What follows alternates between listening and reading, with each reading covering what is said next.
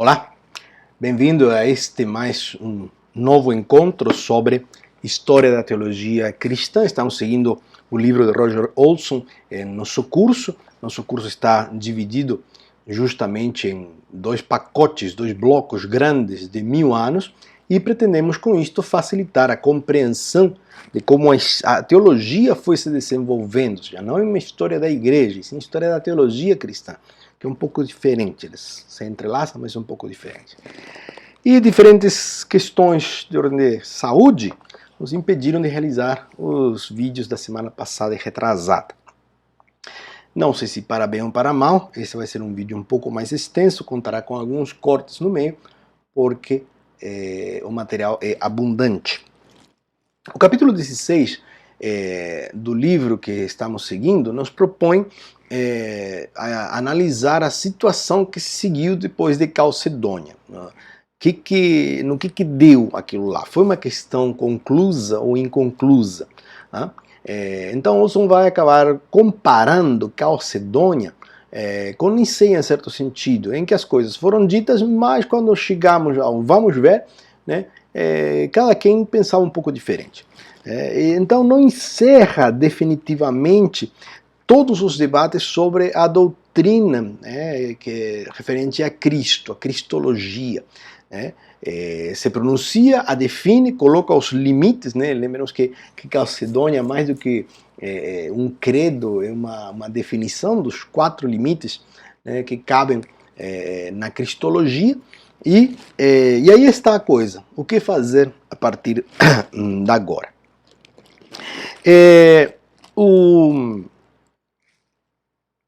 O império ainda continuava unido.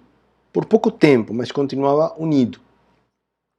E sofria grandes ataques, principalmente na sua parte ocidental. Mas a igreja, a formação da igreja, também influenciada por essa situação, ela se transformava em coisas diferentes.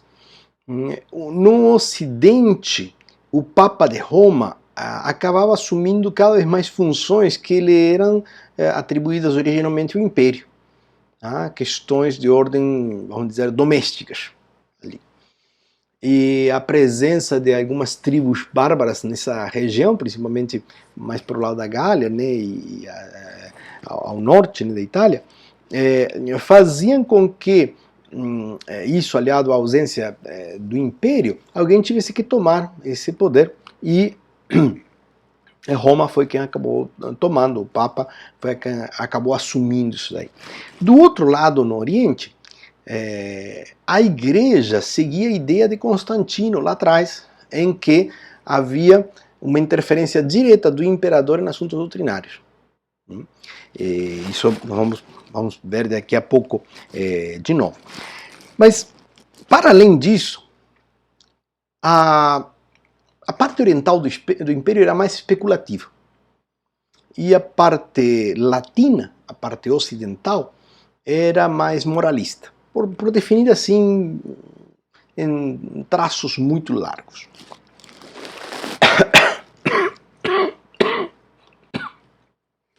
Muito bom.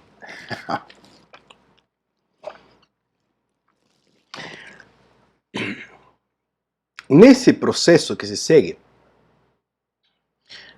mais uma vez, como em outras oportunidades, os imperadores acabam se envolvendo nesse dilema todo, né? Com essas diferenças que eu estava falando, essas formas diferentes em que a igreja via o imperador no Oriente e no Ocidente, mas eles acabam se envolvendo, novos concílios são convocados para definir de uma vez por todas uma crença uniforme ao respeito da encarnação de Deus em Cristo. Do lado do Oriente, eles se reuniam regularmente em Constantinopla e eles discutiam se a definição dada em Calcedônia, ela de alguma forma ela beneficiava mais a posição antioquena ou a posição alexandrina. Se exigia a crença em uma ou em duas vontades do Cristo. lembre-se que essa era a questão com Nestório lá atrás, e com Eutiques. E qual seria a melhor maneira de expressar o mistério? Mistério este que estava delimitado, mas que sobre o qual cabia aprofundamento. Então, essa ambiguidade da doutrina da união hipostática acaba perturbando os líderes eclesiásticos. E eles buscavam uma compreensão inteira da questão teológica. Ao final de contas, era uma questão que, por mais que fosse misteriosa, deveria de ser compreendida, deveria ser entendida e capaz de ser passada para frente. Essa que era a questão. Por outro lado, também tinha os que defendiam interesses particulares.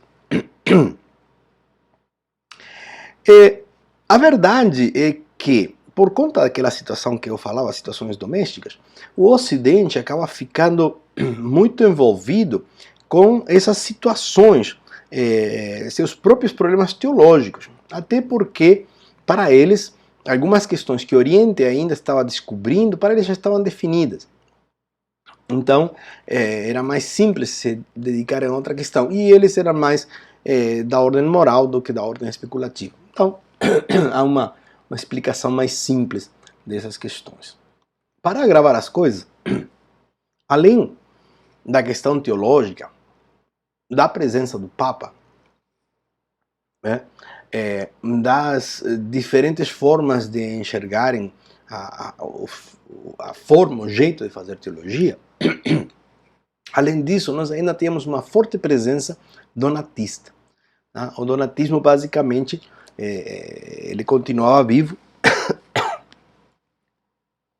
e ele basicamente dizia que a Igreja Católica, né, ortodoxa, vamos dizer, do ponto de vista que Olson está tratando da história, ela tinha se corrompido, né? Era apóstata, porque estava vinculada ao poder imperial. Mesmo feita aquela salvedade de que a parte latina era mais autônoma do que a parte oriental, para o donatismo não era uma coisa que fosse possível se misturar. Era uma questão de vida ou morte. E eles diziam que aqueles que tinham sido perseguidos lá por Décio, Eclesiano, lá atrás, que tinham acabado não confessando a Cristo sob tortura e que depois queriam ser restaurados, eles não poderiam ter sido nunca na vida restaurados, e todos os sacramentos dele e todas as ações deles eram inválidas. Então eles insistiam nisso, mas não insistiam desde o ponto de vista, vamos dizer, teórico, né? Se tinham tornado guerrilheiros no norte da África. Eles se tornavam cada vez mais violentos. Nós vamos precisar, depois, no outro capítulo, vamos analisar a Agostinho e ver como que ele acaba resolvendo essa questão. Mas para eles era impossível que a igreja tivesse alguma coisa de boa por causa de que eles tinham restaurado aqueles que tinham negado a Cristo sob tortura, né? E tinham continuado sendo bispos, e esses tinham ordenado por sua vez a outros, e com isso, na visão dos donatistas, invalidava os sacramentos, invalidava tudo, porque, né, eles, enfim, tinham negado a Cristo, né? Então nunca haveria possibilidade de restauração segundo eles. E, bem, esse era um problema sério no norte da África.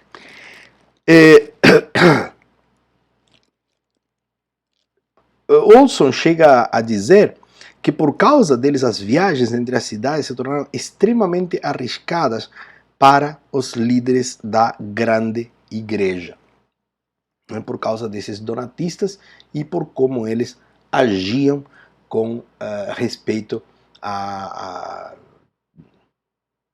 não às suas crenças apenas, mas como eles tomavam as armas para tornar a vida impossível.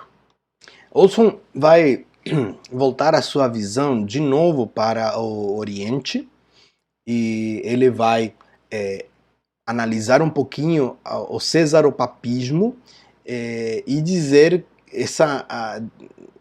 deixar clara essa ambiguidade, que era clara que a parte oriental sim aceitava a intervenção do imperador, mas por outro lado eles não aceitavam a pecha, né? Tipo, não, peraí, não é comigo não.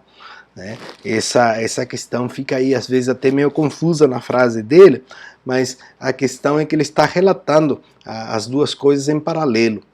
Por isso que ele de repente ele estava falando do Oriente e ele se volta lá para falar do Ocidente, o que tinha acontecido com Justiniano. O que ele está falando é o seguinte: o cesaropapismo se inaugura, né, com Constantino, mas ele acaba tendo por força política sua melhor expressão no Oriente.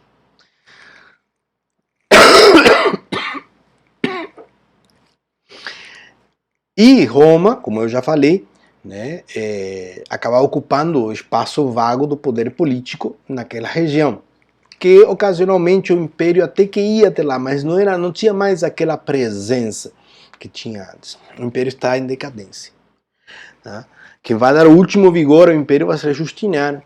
Tá? Justiniano é que vai embarcar a reconquistar alguns pedaços de terra da parte dos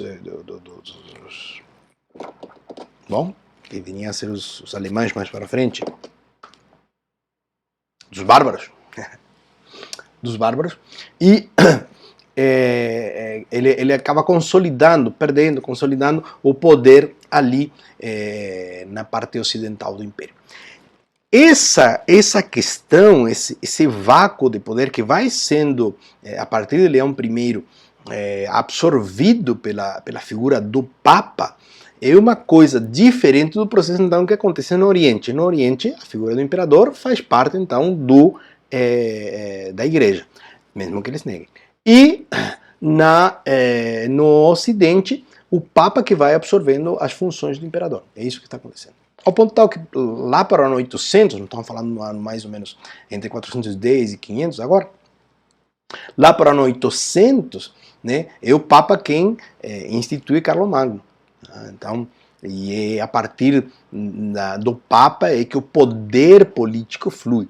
Né? Essa é a questão.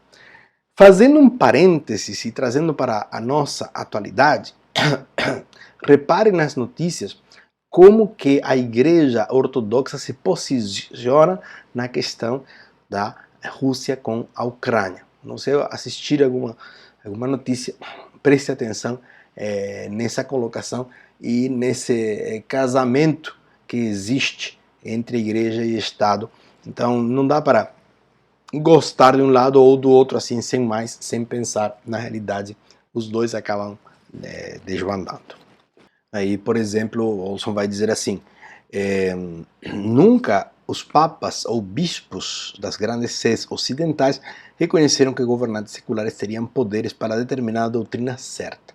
Sempre tentaram afirmar a independência da igreja e sua superioridade nas questões doutrinárias eclesiásticas, mesmo quando isso significava perseguição. Então essa nota é importante. O que Olson nos coloca é que, juntamente com toda essa situação, o debate teológico continua. E uma marca importante do pensamento cristão oriental é a sua luta contra as ameaças do monofisismo, né? E também do iconoclasmo, mas da iconografia vamos falar mais tarde. Tá? A monofisis, aquela ideia de Eutíquez, né? De Jesus Cristo ter apenas uma única natureza, que foi declarado uma heresia. Bem, ele nos coloca que, em vez de solução, Calcedônia provou ser mais uma definição clássica do problema que exige mais explicações, citando, né, a Jan Francis. Essa questão, vai dizer Olson, se parece bastante com Calcedônia, porque eles tinham chegado à definição. Eles tinham concordado, mas parece como que depois bateu a ressaca, né? E bateu um certo remorso. Tipo, vamos considerar de novo isso. É que nem a palavra homoousios lá de Niceia, aqui também acontece.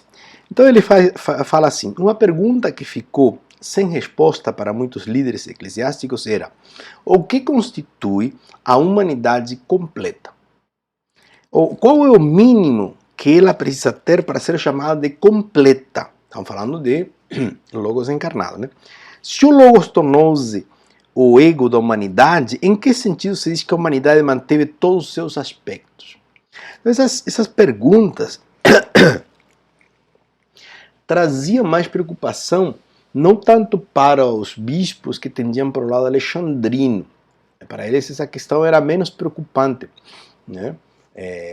Mesmo que Eutiques tenha sido condenado, ele era monofisista, o que ele tinha feito era tirar as conclusões óbvias de Cirilo. Então os alexandrinos estavam mais acostumados com essa questão, com lidar com essa questão, se bem que as conclusões que eles estavam dispostos a chegar não eram as mais ortodoxas possíveis, né?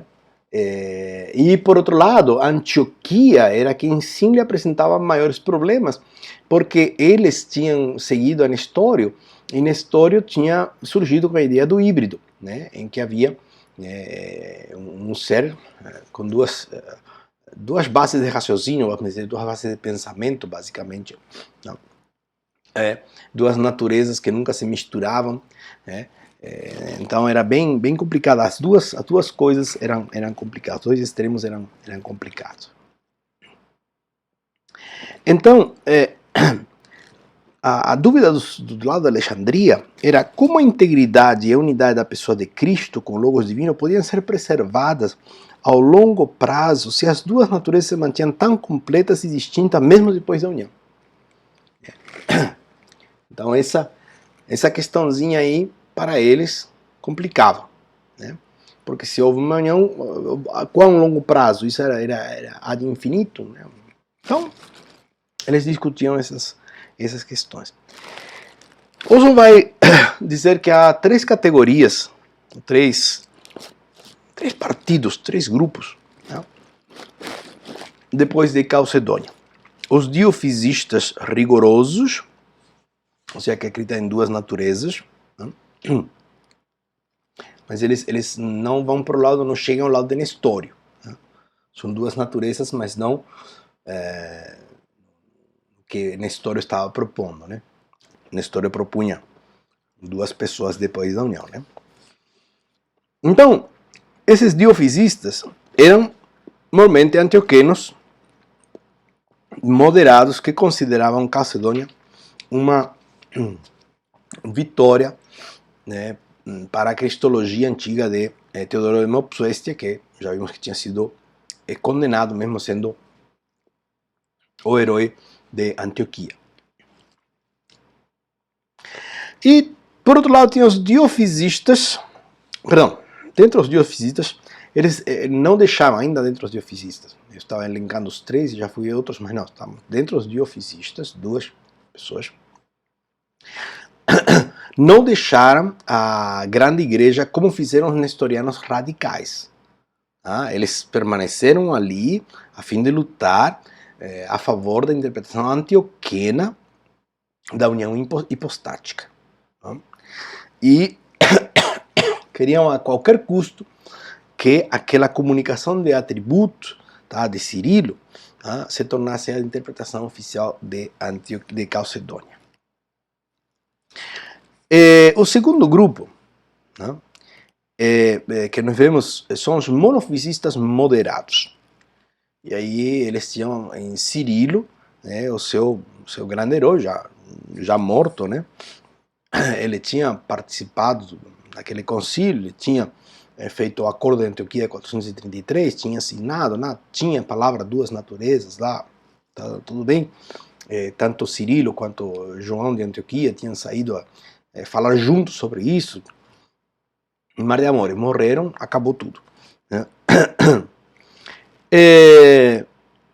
E esses monofisistas, eles já não moravam ao redor de Antioquia, eles tinham invadido a região nestoriana, não era somente lá por longe, não, eles estavam dentro já, então não havia tal distinção, a distinção nós continuamos a manter por causa da origem, não, essa era a posição antioquena, essa posição alexandrina, mas agora geograficamente eles acabavam se misturando.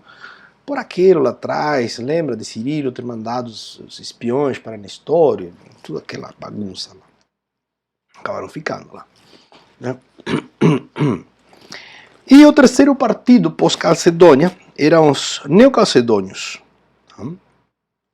E ele tem o herói aí, esse Leôncio, que nós vamos ter que falar de Leôncio um pouquinho. Tá?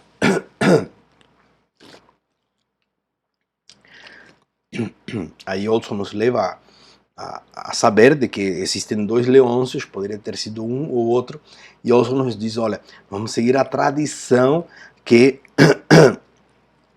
nos diz que é Leôncio de Bizâncio, tá?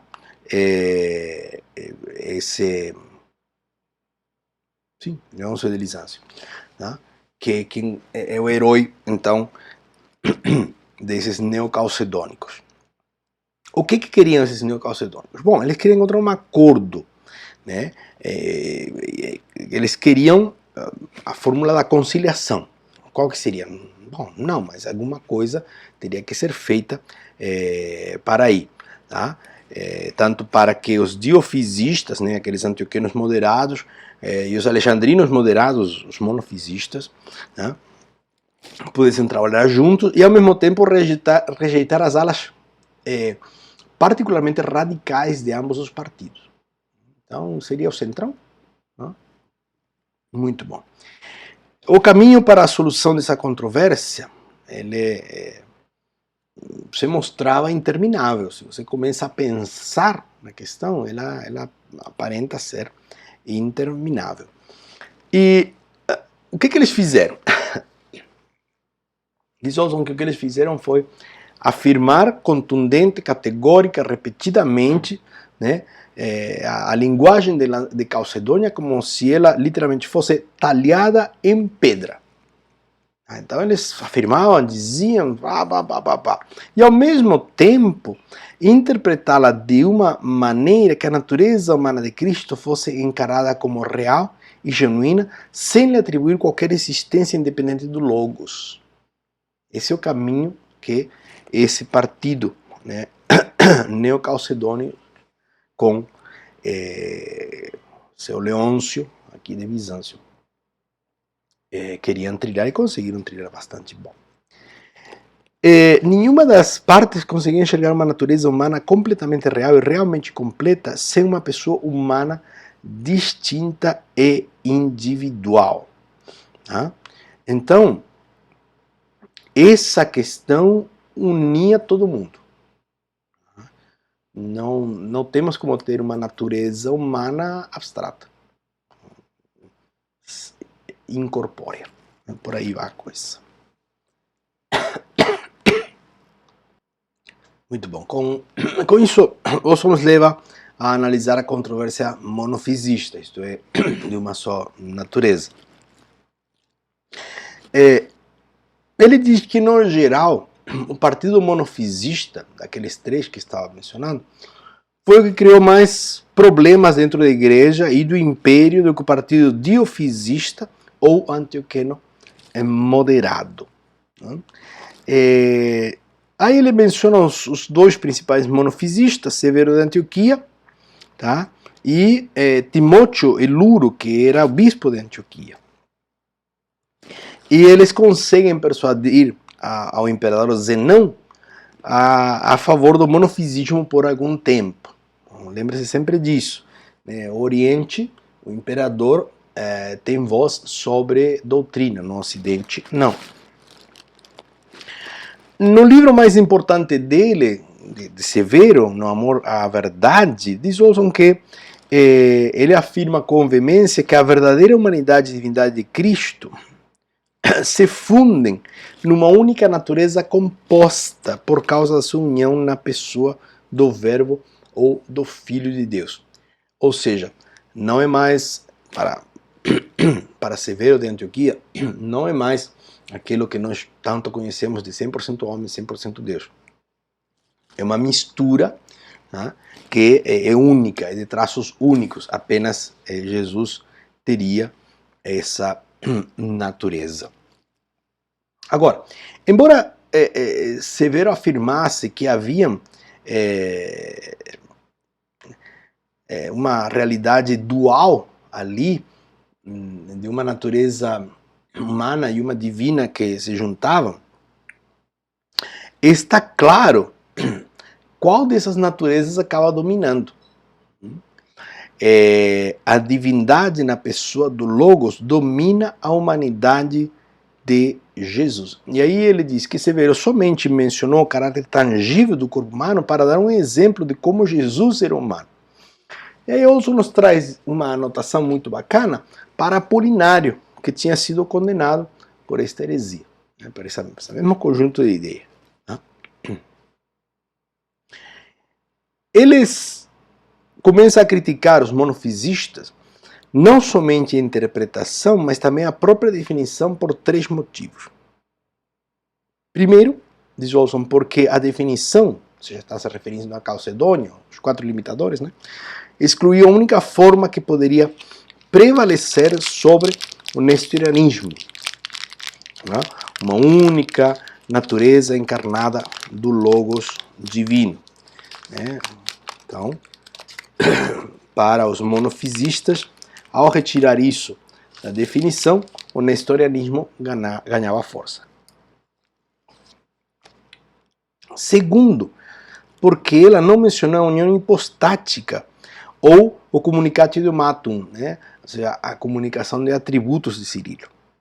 E terceiro, porque excluiu a confissão de duas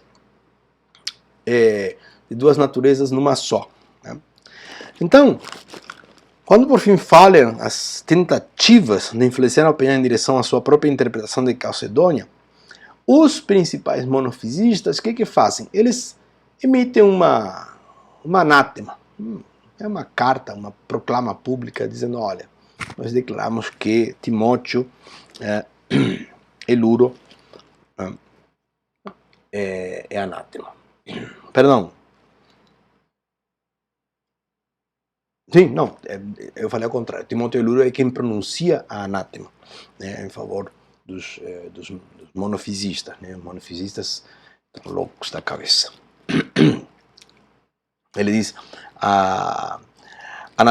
anatematizamos os que falam em 2 naturezas ou em 2 substâncias no tocante a Cristo.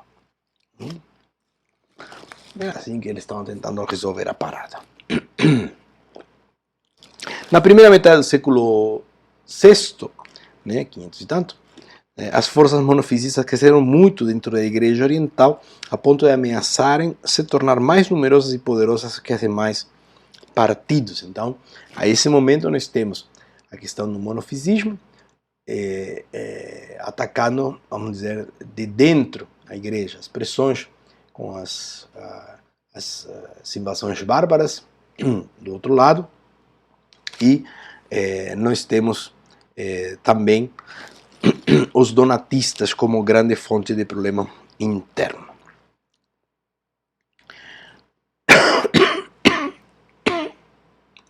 Muito bom. Para 527, então, Justiniano I, ou simplesmente Justiniano o Grande, ou Justiniano Magno, foi coroado em Constantinopla. E ele era reconhecido por diversas reformas e renovações na lei e no governo, também por ter construído Hagia Sophia, que se você assiste qualquer filme, qualquer coisa que assista sobre Istambul, você vai ver lá grandiosa, lindíssima, que hoje é uma mesquita. Mas na teologia, Justiniano, o imperador, se destaca por ter resolvido a questão monofisista.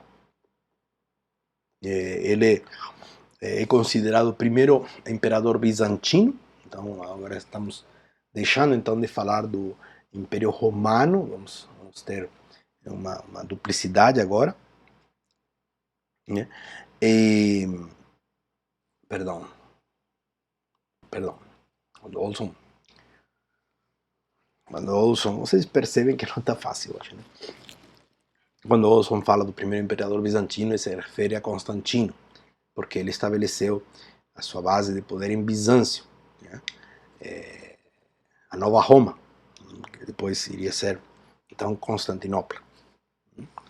E então ele diz que da mesma forma que Constantino entendia que era sua responsabilidade manter a unidade da igreja na doutrina, no governo eclesiástico, então Justiniano segue na mesma linha, né? E uma das primeiras medidas que ele faz é exigir que todos os bispos cristãos forem rigorosamente leais à Calcedônia, né? No entanto, para trazer pelo menos os mais moderados de volta ao redil ortodoxo e católico da grande igreja, diz Olson, Justiniano concordou em convocar outro concílio e esclarecer de uma vez por todas qualquer interpretação correta em Calcedônia. Por causa daquilo dito no início, Calcedônia acaba criando mais problemas do que resolve.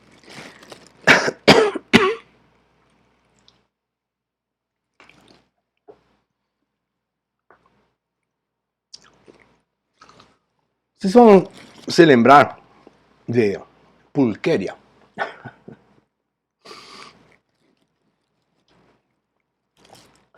Pulquéria é Marciano.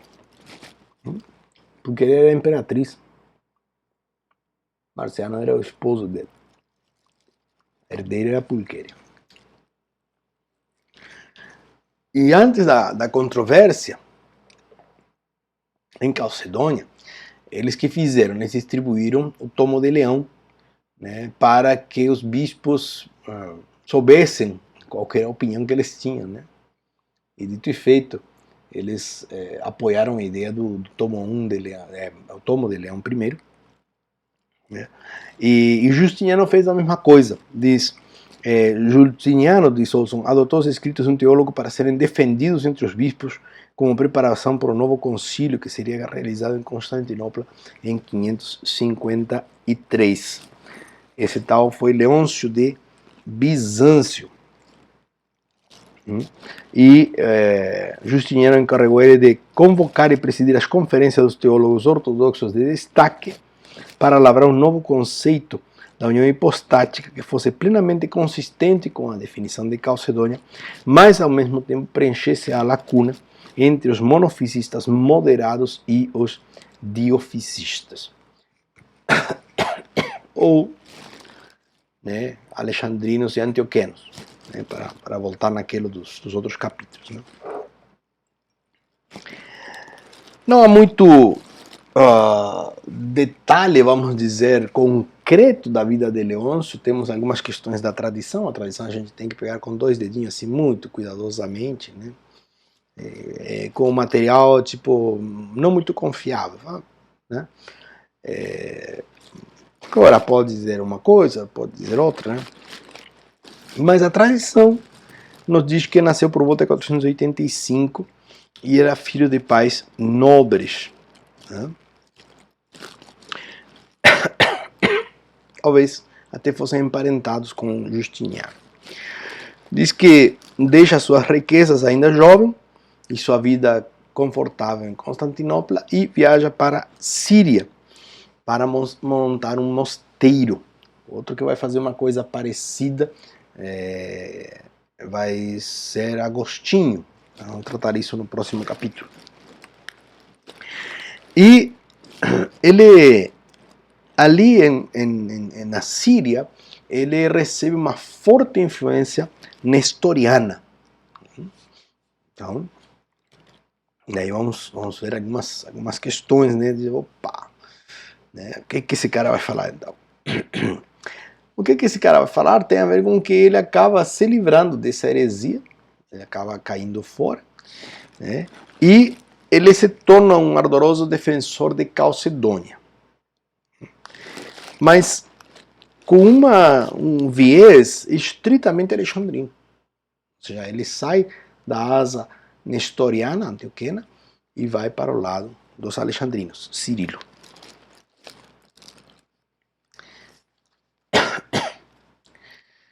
Leôncio concordou com os alexandrinos que o Logos, verbo eterno, Filho de Deus, é o sujeito da encarnação. Então, isso é muito importante lembrar. Essa única personalidade de Jesus é Deus Filho. Mas contra a teologia alexandrina, rejeitou a ideia da impersonalidade da humanidade de Cristo. E aí ele vai fazer um debate. Se você está lendo o texto, é melhor você ler de primeira mão, né, porque há muitas palavras que ele vai usar especificamente, né? É aquele problema de acabar incorporando vocabulário extra-bíblico para explicar coisas que seriam, ao nosso ver, mais facilmente explicadas só com a Bíblia. Mas é o que estava acontecendo, tem um monte de definições aí mais técnicas. Então, seja como for, existem três maneiras nas quais dois seres ou realidades podem se unir. A primeira, eles podem estar justapostos, ou seja, um do lado do outro, tá? E intimamente relacionados. É o que acontece na amizade, no casamento, né? Essas duas pessoas, elas andam juntas, mas elas nunca deixam de ser o que são. Tá? Elas se influenciam, elas se modificam, elas se afetam, né? Estou me referindo a essas relações, não estou dizendo que ele tenha dito isso a respeito do Cristo. Né? Mas estas pessoas sempre são aquilo que são, andam juntinhos, tá bom? Então, era assim que os nestorianos concebiam a encarnação, a humanidade e a divinidade como duas naturezas e duas pessoas cooperando entre si. Segunda, eles podem se fundir num terceiro algo, num híbrido. Aí temos que lembrar a Eutiques e os monofisistas, né? De modo que dessa união surge uma nova natureza que seja uma mistura das duas. Essa é a segunda forma que Leôncio vê. E finalmente, duas coisas podem se unir de tal maneira que suas naturezas distintas subsistam em uma única hipóstase. E essa era a ideia de Leôncio sobre a encarnação. Por quê? Porque a primeira não satisfaz a ideia de uma só pessoa. São duas, né? E Nestório está aí para seguir essa ideia. Do outro lado, o monofisismo, Eutiques, diz que se fundem e se formam numa única pessoa, né? E também não resolve. Então, ele fala de que se pode unir de tal maneira, e ele não explica qual seria essa tal maneira, mas as duas pessoas subsistem em uma única hipóstase. As duas naturezas, né, em uma única hipóstase. E ele fornece algumas ilustrações, como por exemplo a da tocha e a lenha, né? A tocha. Tá? Tem a lenha e tem a chama. São duas naturezas completamente unidas pelo fogo. Da mesma forma, em um ser humano, corpo e alma são duas naturezas distintas, né? Unidas durante a vida na pessoa do ser humano. Cada natureza nesse terceiro tipo de união pode ter sua própria existência independente, mas não tem. Esse é o ponto. Para Leôncio, a encarnação é o terceiro tipo de união. A união hipostática, a natureza humana de Cristo subsiste, é personalizada e recebe sua existência concreta na hipóstase da natureza divina. Essa é a postura de Leôncio.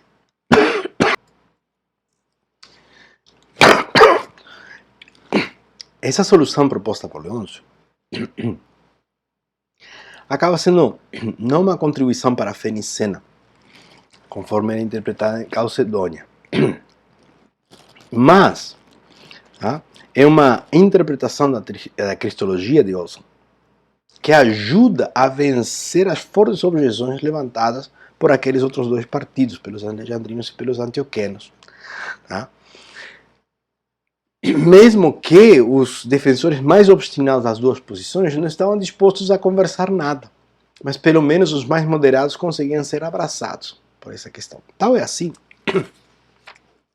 que depois o imperador disse: Se essa nova interpretação não acabar totalmente com as suas objeções, sejam alexandrinas ou antioquenas, é porque são obstinados e indignos de serem bispos da grande igreja.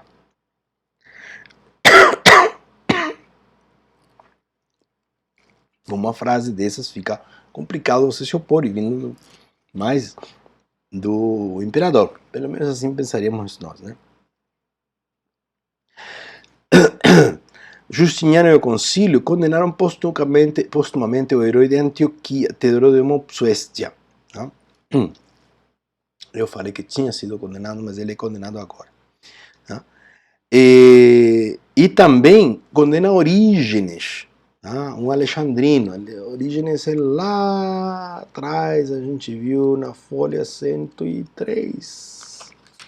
Isso. Lá, ele nasceu em 185 até 255, estamos em 553. Tá? Enfim, volta lá e vê o que Orígenes, qual que foi o legado perturbador de Orígenes. Resumindo, a cristologia antioquena foi condenada em todas as suas formas, ao passo que a cristologia alexandrina foi rejeitada somente na sua forma mais extrema.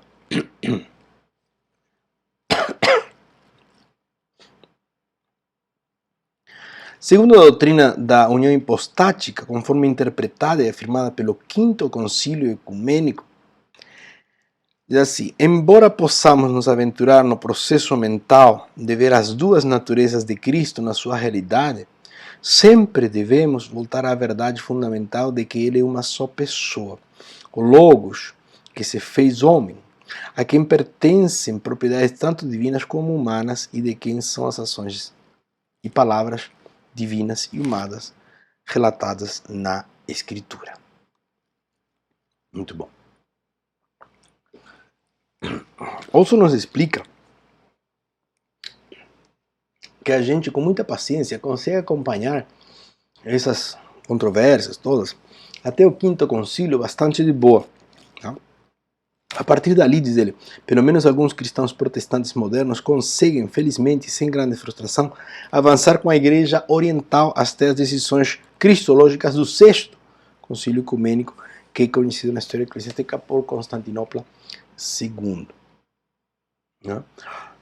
Esse concílio foi realizado em Constantinopla, na capital bizantina, em 681.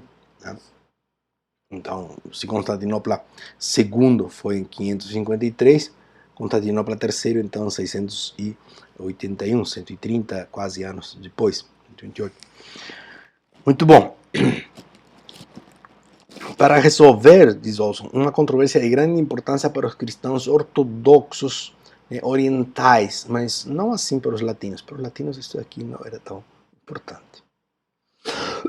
Aí ele acrescenta: a Igreja Católica Romana realmente reconhece Constantinopla III como um dos concílios verdadeiramente ecumênicos da Igreja indivisa, mas poucos católicos prestam atenção aos seus atos ou decisões. Entre Constantinopla II, ou seja, 553, e Constantinopla III, 681, surgiu um ensino a respeito de Cristo dentro das classes ortodoxas que pretendia trazer os monofisistas cismáticos da Síria e do Egito de volta ao redil da grande igreja. Ficou conhecido como monotelismo, ou seja, a crença numa única vontade em Cristo. A questão, então, posteriormente discutida era se Cristo tinha duas vontades, uma divina e uma humana, ou somente uma vontade, a divina. É ali nesse contexto que surge Máximo, o confessor, que ele sozinho acaba conseguindo vencer na questão dos argumentos, claro, e quase nenhuma ajuda ao monotelismo. Então, é o vigor da sua defesa que ele chega ao martírio por causa dela.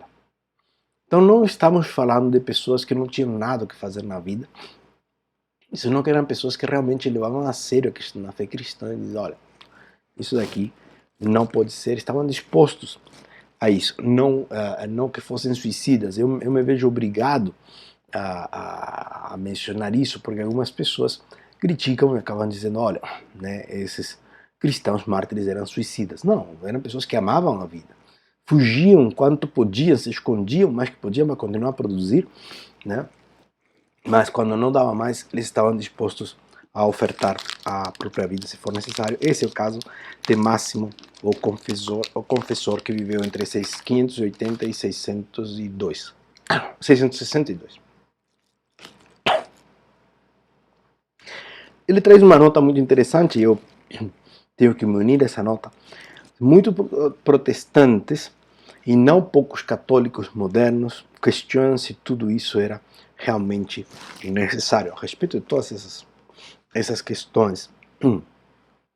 Não?